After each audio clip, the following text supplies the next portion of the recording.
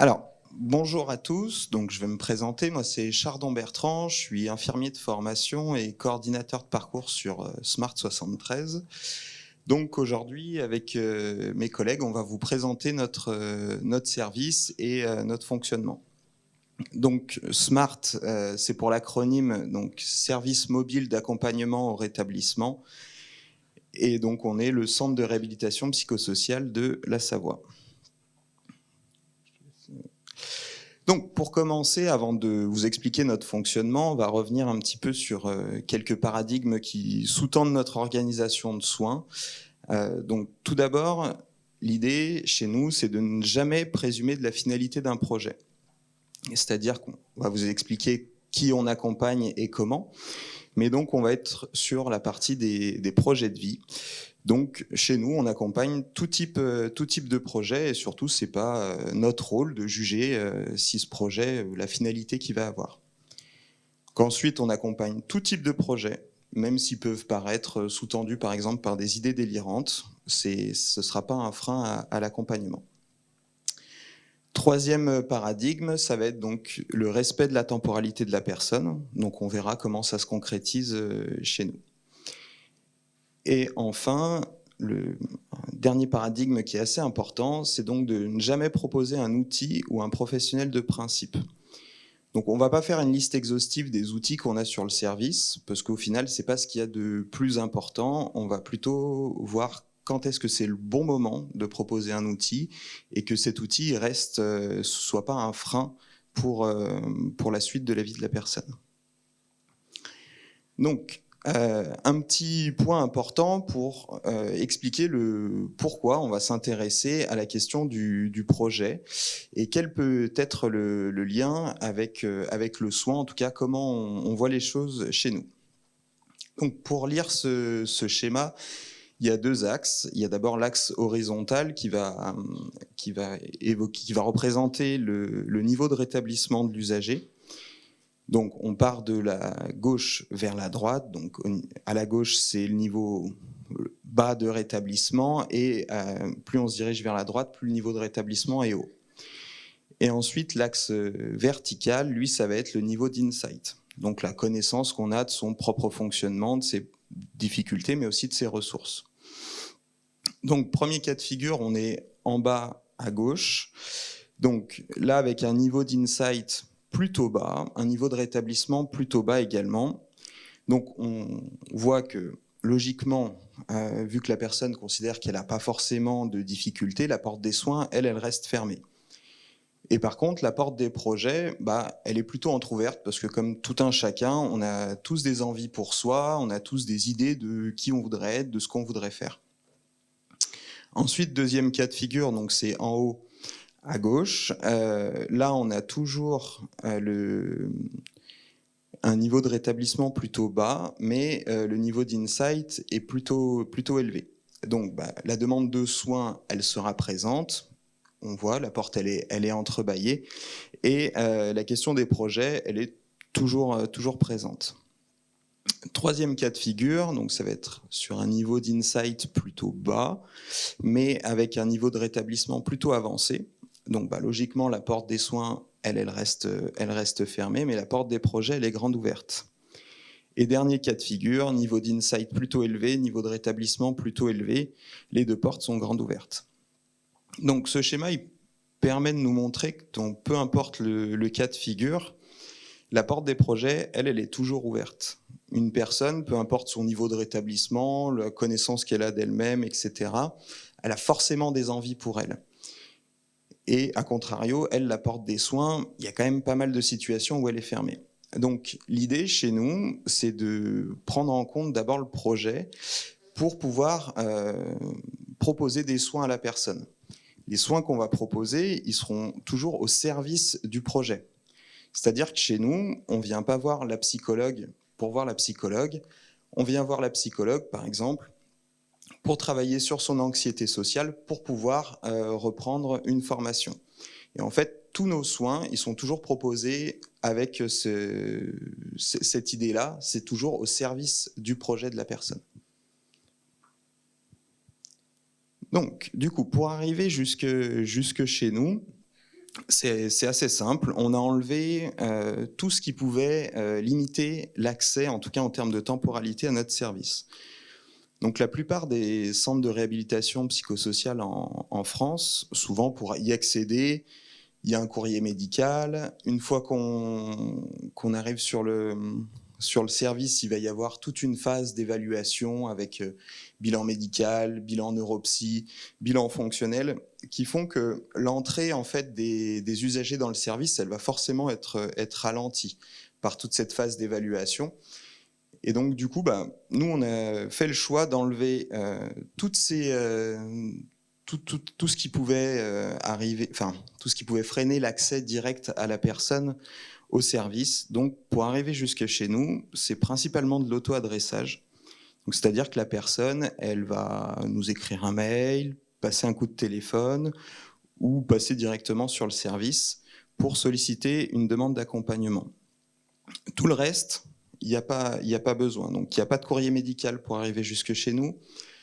Il n'y a pas besoin même d'avoir un suivi actuellement. Il n'y a pas besoin d'être sous traitement. Il n'y a pas besoin d'être stabilisé. Il n'y a pas besoin d'être abstinent d'éventuelles consommations de psychotropes. La personne vient avec son envie de projet et on verra après comment se déroule l'accueil chez nous et quelles sont les étapes de soins. Donc l'idée, vraiment, c'est d'être accessible le plus rapidement possible. Parce que les projets, c'est pas dans 6 mois, c'est pas dans 1 an. Généralement, les gens, quand ils ont des envies pour eux, c'est maintenant. Donc, nous, sur les seuls critères qu'on va avoir sur Smart, c'est un critère d'âge. Donc, on accompagne les 16-30 ans. Et ensuite, ça va être la volonté de la personne. Donc, quand on parle de projet, ça peut être un projet très défini, une envie de reprendre les cours, une envie de passer un permis de conduire, une envie de travailler, mais ça peut être aussi juste un souhait de changement. C'est-à-dire que ça peut arriver qu'on ait des usagers qui se présentent chez nous, ça va faire plusieurs années qu'ils sont chez les parents, sans travail, sans études, etc. Et cette situation ne leur convient pas, et du coup, ils ont envie que ça change. Juste ce souhait-là, on va prendre ça comme un projet. On n'a pas besoin de quelque chose d'établi vraiment de manière très précise.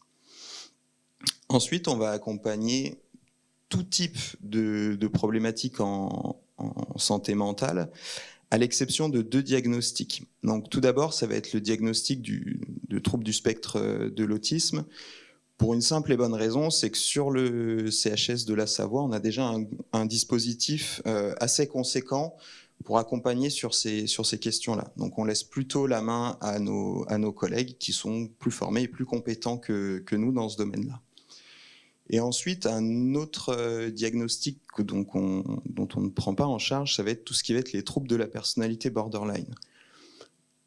Pourquoi ? Parce que l'organisation que mes collègues vont vous présenter sur notre service avec un coordinateur de parcours, etc., c'est pas forcément ce qui est recommandé pour les personnes souffrant de ces problématiques-là. On est plutôt sur de la multiréférence. Et ensuite, les outils spécifiques à l'accompagnement du trouble de la personnalité borderline, en fait, on n'est pas formé à ces questions-là.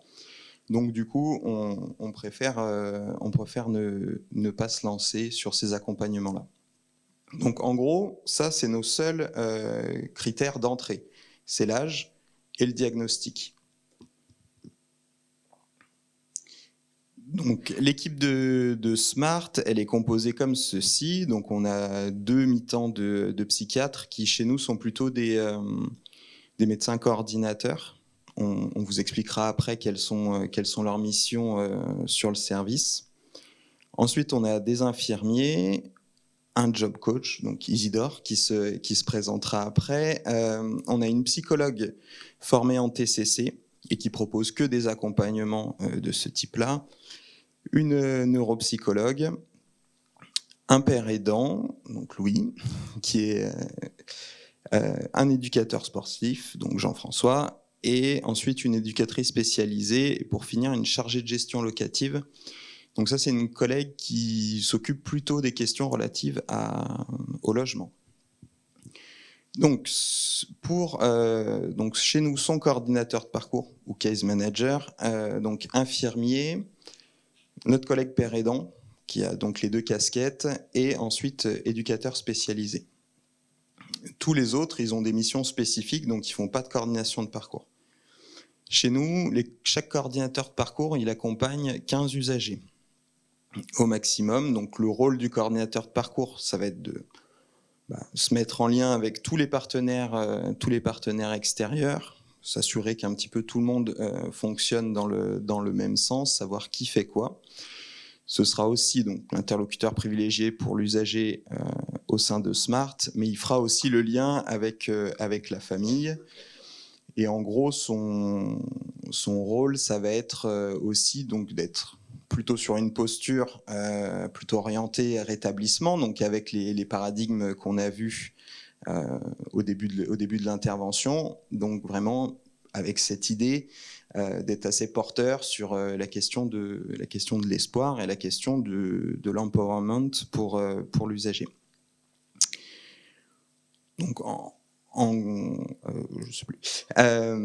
Du coup, je vais laisser la parole à mes collègues qui, à l'aide d'une vignette clinique, vont vous présenter un petit peu ce que ça peut donner concrètement le parcours de l'usager au sein de Smart.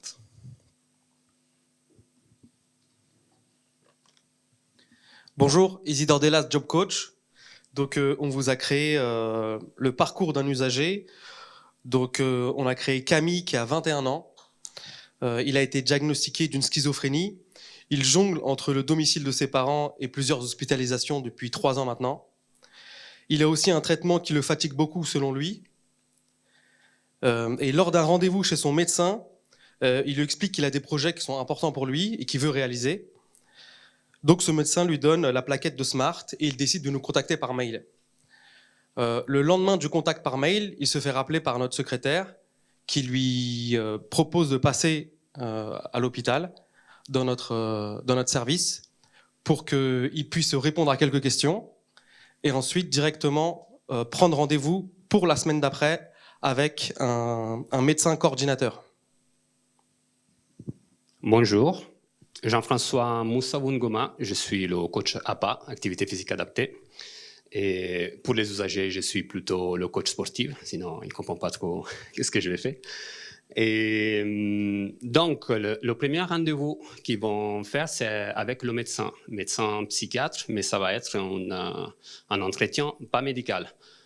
En gros, la personne va expliquer ses projets qui vont être accueillis d'une manière grossière. Et simplement, le médecin lui présente bien le projet, le service. Et si la personne est OK, le projet va avancer. Donc, son dossier, ça va être envoyé par le médecin à un des coordinateurs de parcours qui va le prendre en charge dans un temps assez rapide, normalement quelques jours maximum. Du coup, bonjour à tous, moi c'est Louis Vol, je suis coordinateur de parcours et j'ai aussi un temps justement de coordination de parcours sur l'unité Smart 73, donc 50% père aidant, 50% coordinateur de parcours. Pour compléter un peu ce qu'a dit Jean-François, en fait à partir du moment où la personne contacte le dispositif Smart, donc elle va voir la secrétaire va essayer de mettre un rendez-vous le plus rapidement possible. On est aux alentours d'à peu près une semaine maximum du coup, et effectivement lors de ce rendez-vous, on a une présentation du dispositif avec on va dire le médecin psychiatre. Donc c'est pas un rendez-vous médical, c'est vraiment juste une façon de répertorier un peu et de regrouper un peu les projets de la personne.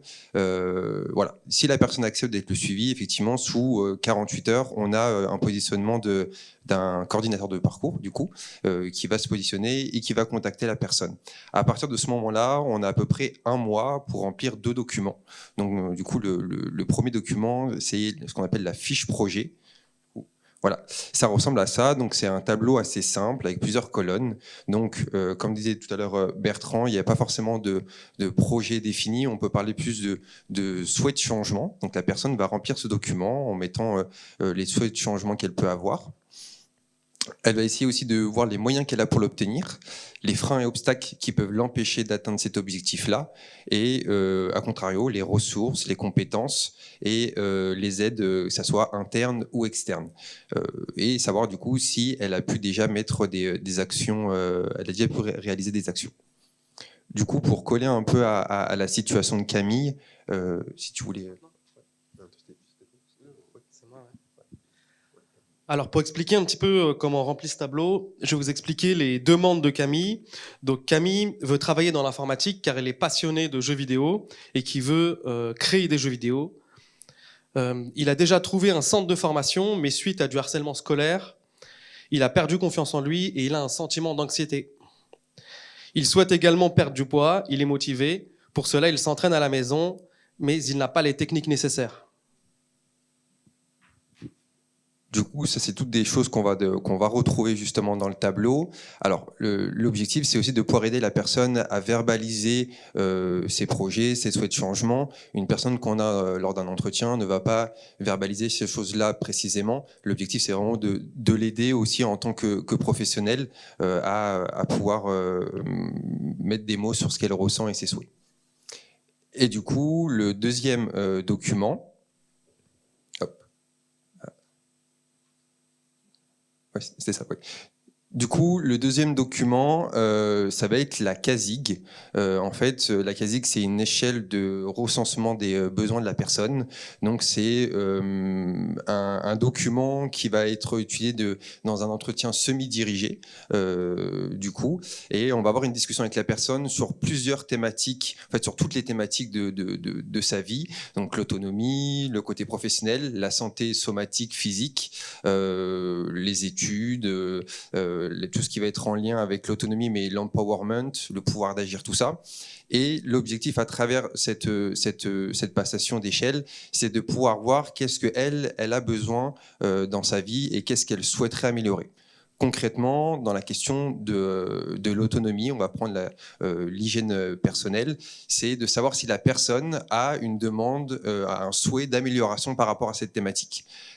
Si la personne dit oui, ce qui est spécifique et pourquoi on utilise la CASIG, c'est qu'il va y avoir une autre question, c'est est-ce qu'elle a besoin d'aide? La personne peut très bien demander, estimer qu'elle elle souhaiterait améliorer cet aspect-là de sa vie, mais ne pas demander d'aide de la part de professionnels.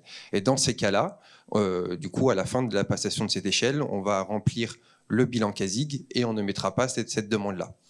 Ça permet vraiment à la personne de pouvoir justement visualiser et recenser toutes les demandes qu'elle peut avoir, mais pas forcément de l'aide de la part de professionnels.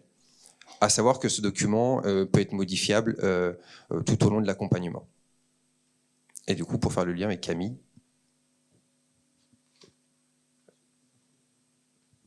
C'est quoi? Non, moi c'est bon, j'ai déjà fini avec Camille. Ok.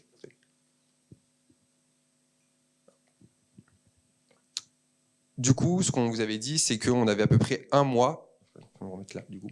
On avait à peu près un mois pour remplir ces deux documents, parce qu'en fait, à peu près à bout d'un mois, on va avoir ce qu'on appelle un plan d'intervention. Donc, c'est une réunion de coordination avec les différents partenaires de la personne qui peuvent l'accompagner, s'il y en a et si la personne souhaite qu'il soit présent dans la réunion, et du coup la personne concernée. Il n'y a pas de réunion sur le dispositif SMART sans des personnes concernées. On estime justement que pour parler des projets de la personne, il faut que la personne soit présente dans la réunion.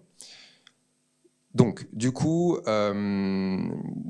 quand on organise cette réunion, il va y avoir donc les différents professionnels de SMART, donc neuropsychologue, psychologue, chargé de mission locatif. Moi, en tant que père aidant, si c'est pas une personne que j'accompagne en tant que coordinateur de parcours, j'ai oublié du coup d'autres. Neuropsychologue, Isidore et Jean-François aussi. Voilà, et du coup, lors de cette réunion, on va se baser sur le document qu'on a vu avant, le bilan de la CASIG, et on va essayer de voir du coup qui se positionne entre les partenaires qui peuvent déjà accompagner la personne et les différents professionnels de SMART pour faire des propositions à la personne avec des outils spécifiques. Hop. Et là, du coup, je redonne le micro à Jean-François pour la question peut-être de la perte de poids aussi. Ouais. Donc, simplement, la personne Quand ça m'arrive assez souvent, on l'a pris pas par hasard, hein, la demande de perte de poids, parce que notamment, comme probablement vous savez déjà, beaucoup de médicaments poussent la personne à bouger moins et à manger plus. Donc là, je rentre souvent en jeu. Très souvent, ça part un petit peu sur le concept de comment je peux m'entraîner. Et bien sûr, même si ce n'est pas mon domaine direct, comment je peux manger. Et bien sûr, je ne suis pas nutritionnel, mais en même temps, si la personne arrive, et je ne fais pas un exemple par hasard, qui me disent bah, je bois 2 bouteilles de Coca-Cola par jour, ce n'est pas difficile de faire une analyse sur comment on peut réduire cet apport calorique pour la personne. Et en spécifique, en restant sur l'exemple, la personne demande de faire de l'activité physique chez elle. Que ce n'est pas un bon départ parce que j'essaie de travailler énormément sur la motivation. Je peux prendre une personne et l'entraîner 1, 2, 3 fois par semaine, une fois par semaine, une fois tous les 2 semaines, une fois par mois. Mais la réalité, c'est que c'est son projet de sport, ce n'est pas le mien. À un certain moment, je dois sortir de la boucle. Si la personne est devenue dépendante de faire l'activité avec moi, on va nulle part. Donc, j'essaie de travailler sur le fait que la personne intègre une activité qui va tenir sur le long terme. Mais ça, c'est sa demande. Donc, on reste collé sur ça. Activité physique à la maison, je prends rendez-vous. Premier rendez-vous, un petit bilan pour comprendre le point de départ.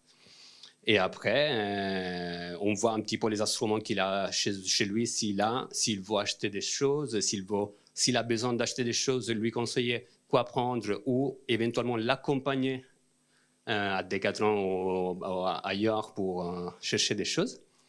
Et de là, développer un programme d'entraînement en essayant ça aussi de le coller le plus possible à ses possibilités.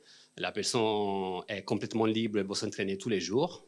Je fais un programme pour tous les jours. La personne, elle commence à faire un programme de formation à côté de travailler, c'est plus difficile. Donc, peut-être on commence avec 2 fois par semaine, 1 fois par semaine. Et l'objectif, c'est vraiment, vraiment de travailler sur la motivation. Parce que les résultats au niveau physique, mais aussi au niveau psychologique, j'arrête jamais de répéter à les usagers, ici, c'est pas coupé. Tout ce qu'on fait ici, ça a un impact ici. Tout ce qu'on fait ici, ça a un impact sur le corps. On essaie les effets, on va les avoir seulement si la personne perdure dans le temps. Paradoxalement, c'est mieux obtenir plus de résultats en personne qui s'entraîne mal toute l'année qu'une personne qui a un programme parfait, qui le fait 1 mois, après il en a marre, il arrête. Donc, la motivation que ça devient... Certaines personnes pensent que la motivation elle-même est un levier. En réalité, pour moi, on a d'autres leviers qui vont pousser la motivation. Typiquement, le fait de s'entraîner avec une autre personne, avoir le rendez-vous avec cette personne, on sait qu'il s'est préparé, qu'il nous attend. Et d'autres leviers, comme ça peut être aller à travailler dans un groupe, dans une équipe. Et voilà, c'est un petit peu ce que je voulais dire. Tu voulais ajouter quelque chose sur le travail ? Sur le travail, ouais. Alors, je reprends sur le projet professionnel de Camille. Par exemple, son projet, c'est d'intégrer une école d'informatique. Donc, ce que je vais faire avec Camille, ça va être, par exemple, d'aller lui présenter une personne qui fait le métier qu'il veut faire dans le futur et même faire une immersion pendant 1 semaine dans ce métier-là pour que vraiment il puisse se projeter dans ce métier et voir si ça lui plaît vraiment. Et pas juste que ça reste quelque chose comme un fantasme dans sa tête, mais que vraiment il voit si ça lui plaît, les horaires, etc. Il y a aussi la préparation de l'entretien d'admission dans l'école. Ça aussi, on va aller travailler ensemble sur plein d'aspects différents. L'entretien pour qu'il puisse se sentir à l'aise aussi de ce qu'il va partager pendant l'entretien, de comment répondre aux questions. Et c'est à peu près tout sur ça, mais ça peut être un peu... Vraiment, l'objectif, c'est de suivre la demande de l'usager. Et toujours, ce que j'utilise aussi comme levier, comme le fait Jean-François, ça va être beaucoup la motivation. Donc je vais souvent utiliser un outil qui s'appelle l'Ikigai, qui va faire que je vais aller chercher chez l'usager la chose qui la motive le plus pour qu'il ait vraiment envie de réaliser son projet jusqu'au bout. L'exemple que je prends souvent, c'est il y a des jours on n'a pas envie de sortir du lit, il y a d'autres jours on saute du lit avant que le réveil sonne. Pourquoi ? Parce que ce jour-là, il y a un truc important pour nous qui va se produire. Et l'objectif, c'est que vraiment, il puisse se lever du lit en étant motivé, au quotidien. Du coup, pour préciser aussi sur le plan d'intervention, l'objectif, c'est de vraiment, quand on va proposer quelque chose aux personnes, c'est d'être très précis dans ce qu'on lui propose, lui donner des exemples de concrètement comment on peut intervenir pour l'aider à cet objectif-là. Pourquoi ? Parce que des fois, on peut proposer des outils aux personnes. Les personnes ne savent pas ce que c'est le job coaching ou alors l'activité physique adaptée avec un EAPA. Et plus on va préciser concrètement, plus la personne peut visualiser comment elle peut utiliser cet outil, du coup ce professionnel dans son objectif de vie, plus elle pourra répondre oui ou non. Mais au moins, elle l'aura fait de manière libre et éclairée, justement en ayant du coup toutes les informations. Donc du coup on voit bien sur la colonne de gauche donc les côtés l'aspect projet, au milieu l'intervention et du coup avec quel professionnel c'est fait. Sur la question des professionnels qui par exemple sur l'emploi, Isidore va intervenir en tant que job coach. Une des philosophies aussi justement de l'unité SMART, c'est que par exemple sur la question de l'emploi, c'est pas forcément Isidore qui fait tout de son côté. Il y a un vrai objectif que nous aussi en tant que professionnels on puisse monter en compétence sur certaines thématiques, ça peut être sur la notion du sport, sur la question de la neuropsychologie, la psychologie ou aussi justement l'insertion professionnelle. Pourquoi ? Parce que du coup, si ce professionnel part de l'unité, du coup, on aura quand même certaines choses à proposer. Ça ne veut pas dire qu'on remplace, par exemple, le job coach ou la neuropsychologue, mais ça permet aussi de travailler de manière horizontale avec ces professionnels en tant que coordinateur de parcours et de pouvoir proposer certains outils, par exemple de la neuropsychologie. Plusieurs fois sur certains accompagnements, on a pu solliciter la neuropsychologue qui nous a supervisé pour travailler certaines questions en lien avec la reconnaissance des émotions, tout ça. Donc ça permet aux personnes d'avoir accès à ces outils beaucoup plus rapidement s'il y a une liste d'attente ou quoi que ce soit, et surtout dans le plan d'intervention de pouvoir visualiser concrètement comment on peut les aider dans leur objectif de vie.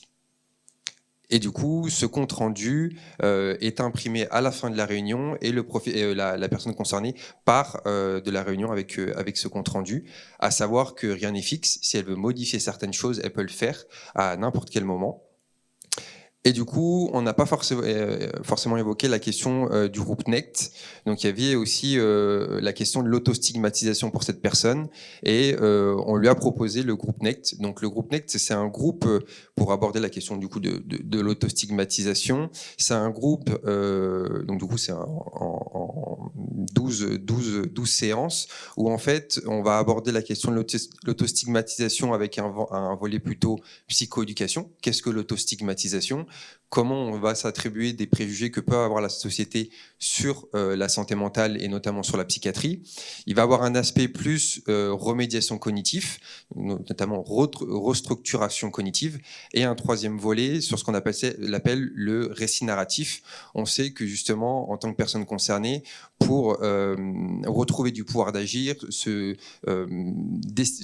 déstigmatiser, il y a une vraie notion d'avoir une contrôle sur comment comment on se raconte aux personnes, que ça soit dans la rue, à des personnes qu'on peut rencontrer, dans le milieu professionnel aussi. Je ne sais pas si tu voulais rajouter quelque chose sur le groupe NECT. Alors, pas forcément sur le groupe NECT, mais sur le fait que on va répondre aux demandes de l'usager, à ses projets. Donc on va coller avec des interventions au plus proche de la réalité, et puis surtout pour lui être utile et répondre à ses demandes. Mais en fait, durant le plan d'intervention, on va également faire des propositions. Parce que on reste quand même des experts dans notre domaine. Donc, si dans notre évaluation avec l'outil CASIG, et puis au gré des entretiens, on s'est rendu compte qu'il y avait d'autres choses qui faisaient blocage pour l'usager, en fait, on va lui faire ses propositions. Donc, en dessous du tableau, la ligne proposition, c'est des choses que les professionnels présents au plan d'intervention suggèrent à l'usager. Et l'usager valide ou pas ces propositions. S'il les valide, elles sont inscrites dans le plan d'intervention. S'il ne les valide pas, on les note pas. Et donc du coup, le premier plan d'intervention, donc qui sera à peu près à un mois et demi du début de la prise en charge, ce plan d'intervention, il va être évalué à 3 mois avec le même format. C'est-à-dire qu'on se retrouve avec les mêmes personnes présentes à cette réunion. On prend le document que vous avez vu précédemment et on fait ligne par ligne. On voit si ça a été efficace si déjà ça a été fait ou pas. Sinon, si oui, est-ce que ça a été efficace? Sinon, pourquoi ça n'a pas été fait? On prend tous les projets comme ça, on évalue les interventions. Et ensuite, on refait le plan d'intervention. Alors, soit en enlevant des lignes d'intervention parce que ça a été fait et l'usager a pu atteindre son objectif et du coup, ça n'a plus la place dans le plan d'intervention. Mais on peut aussi rajouter des lignes, rajouter des demandes. Et donc, après, on va le réévaluer. Donc, il y aura une première réévaluation à 3 mois, une deuxième réévaluation à 6 mois. Et après, c'est en fonction de l'avancée des projets. Enfin, en gros, c'est à la discrétion du coordinateur de parcours de ressolliciter ou pas un plan d'intervention. Et donc, on avance comme ça jusqu'à la réalisation du projet de l'usager ou sinon, le fait qu'il n'ait plus de demande d'aide. S'il n'a plus de demande d'aide et qu'il n'a pas d'autres projets, le suivi s'arrête. Et du coup, vu qu'on accompagne chez nous de 16 à 30 ans, comme on vous l'a expliqué, il n'y a pas de délai d'attente chez nous. Quand on prend contact avec notre service, vu qu'il n'y a aucune étape en fait avant de rentrer dans le service qui pourrait limiter, allonger la date d'entrée de l'usager, et ben en fait, si on a commencé à le prendre en charge à 18 ans, que le suivi s'est arrêté à 20 et qu'à 25, cette même personne a une nouvelle demande, en fait, il suffit qu'il reprenne son téléphone, qu'il nous recontacte. Et en toute logique, si c'est possible, on lui réattribue le même coordinateur de parcours et on repart sur cette même organisation. Non. Donc voilà un petit peu pour la présentation de Smart, notre fonctionnement. Donc à savoir que ce fonctionnement-là, il n'y a que 2 centres de réhabilitation psychosociale en France qui l'ont. Donc c'est sur Chambéry et sur Montpellier. C'est les 2 services où sont passés le docteur Rintaud, qui du coup a mis en place ces organisations-là. Donc en termes de ressources, on vous a mis les références pour son livre, qui va du coup...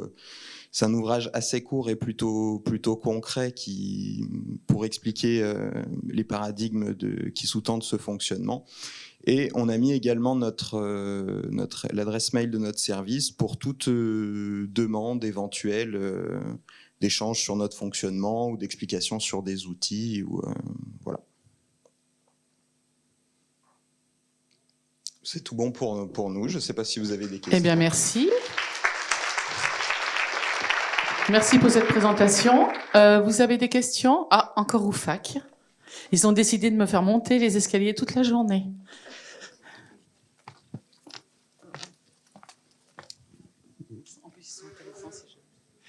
Merci beaucoup Eric, merci pour votre intervention. Je suis cadre de santé en structure extra-hospitalière et on vient effectivement de monter aussi une équipe de réhabilitation psychosociale.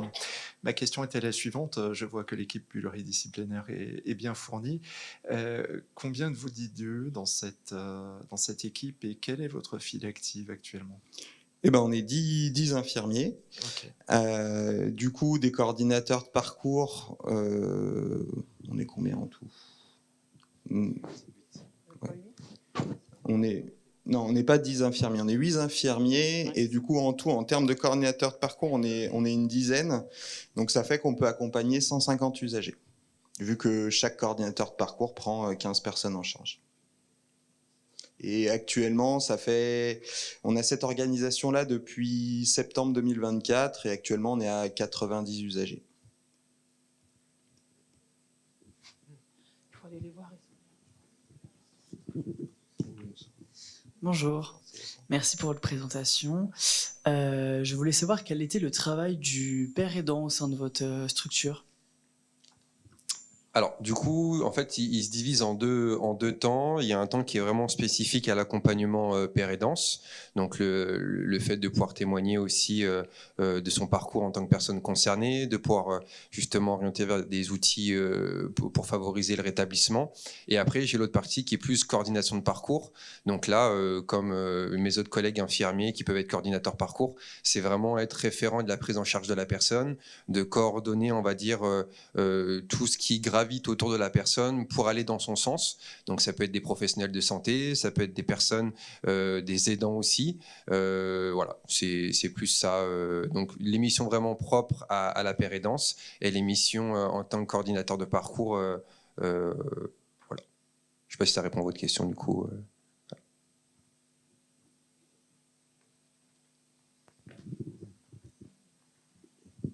Bonjour, merci pour votre intervention. Je suis cadre de santé sur le centre psychothérapique de l'Ain à Bourg-en-Bresse. On est du service intra-hospitalier qui fait partie de la filière de réhabilitation. Et j'avais une question au niveau de votre intervention géographique. Est-ce que vous arrivez à couvrir tout le territoire ou est-ce que vous êtes plutôt localisé sur ce qui est autour de l'hôpital ? Oui, alors on couvre tout le territoire justement de la Savoie, donc on est sur un territoire plutôt large justement. On va dans des endroits où c'est très rural, où il n'y a pas forcément de médecins dans les CMP. Pour vous donner un peu d'ordre, donc ça va de Chambéry, Aix-les-Bains, à la limite avec la Haute-Savoie, jusqu'à la frontière franco-italienne en fait. Et après, l'un des objectifs aussi de l'unité, c'est de pouvoir aussi faire des liens avec les CMP et essayer de faire monter en compétences ces CMP. Pour vous donner un peu un exemple, avec le CMP de Modane, donc qui est vraiment la ville avant le tunnel du Fréjus pour aller en Italie. C'est un CMP où il y a un médecin et 2 infirmières du coup. En fait, on a pu avoir des liens avec eux pour essayer de développer des outils. Donc ça peut être la CASIG, ça peut être un programme comme NECT, par exemple, qui n'est pas le même et qui va être plus sur le dévoilement, qui s'appelle le programme HOP.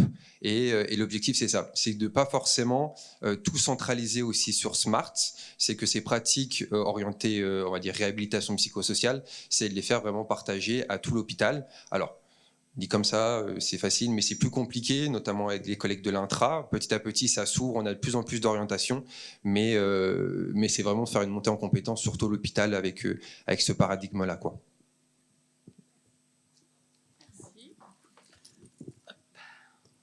Bonjour, merci pour votre intervention. Moi, je suis infirmière en pratique avancée ici sur le Vinatier, sur un dispositif qui prend notamment en charge des patients qui ont un trouble de la personnalité borderline.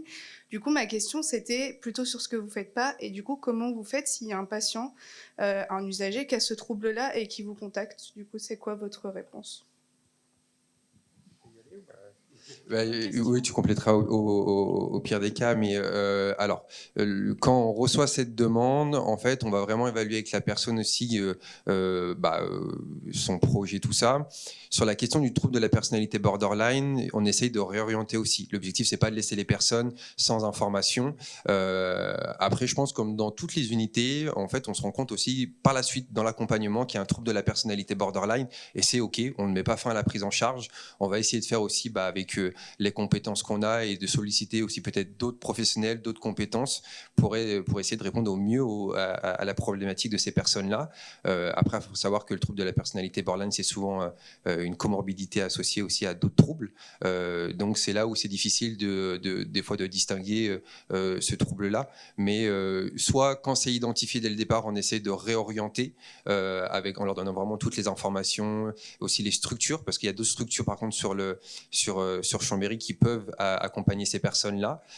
Soit si on se rend compte au fur et à mesure de l'accompagnement qu'il y a cette problématique-là, on essaie de les accompagner au mieux avec les outils et peut-être d'autres outils sur l'extérieur aussi.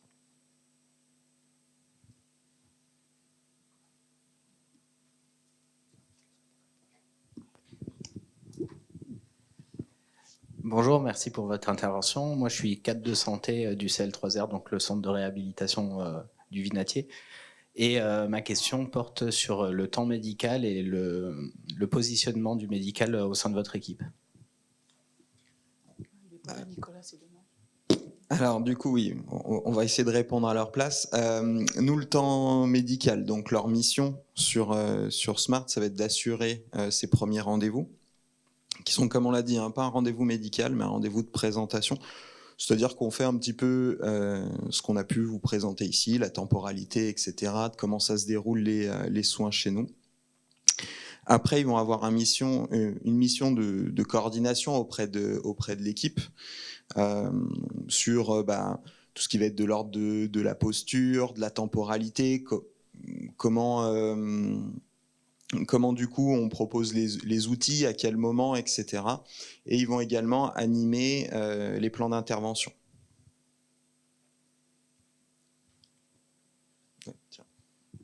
Ils sont combien vous êtes de médecins? Alors, à part Monsieur Ranto? Il y a un équivalent temps plein, ils sont 2 à mi-temps.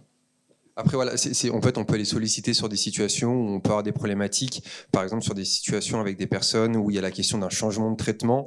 Eux, ils peuvent se mettre aussi en lien, s'il y a besoin, avec les médecins, pour faire du conseil aussi pour l'instauration d'une molécule. Voilà. L'objectif, c'est que ça soit nous qui le faisons dans un premier temps et que les médecins rentrent dans la boucle s'il y a besoin, s'il y a une demande du médecin en libéral ou quoi que ce soit.